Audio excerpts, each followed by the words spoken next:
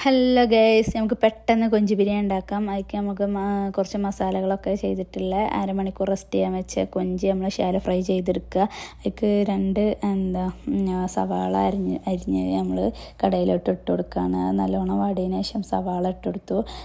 അതിന് ശേഷം നമ്മൾ ഒരു ഇതിൽ അപ്പുറത്ത് ഗീ റൈസ് ഉണ്ടാക്കുന്നുണ്ട് കേട്ടോ.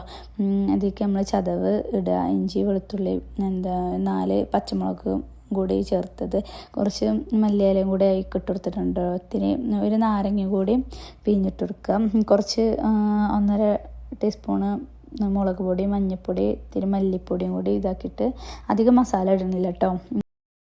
അതിനുശേഷം നല്ലോണം ഇളക്കി കൊടുക്കുക, അതിൻ്റെ പച്ചമണം പോകുന്നത് വരെ.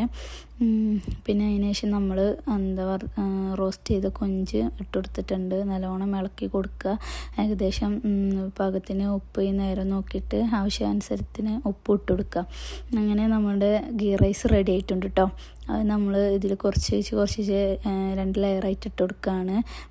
അണ്ടിപ്പരിപ്പ് മുന്തിരി ഞാൻ ഇടുന്നില്ല, ഇസായിക്കുഷനും ഇഷ്ടമുള്ളത് കാരണം ഞാനത് ഒഴിവാക്കിയിട്ടുണ്ട്. പിന്നെ കുറച്ച് ഗരം മസാല ഇട്ടിട്ടുണ്ട്.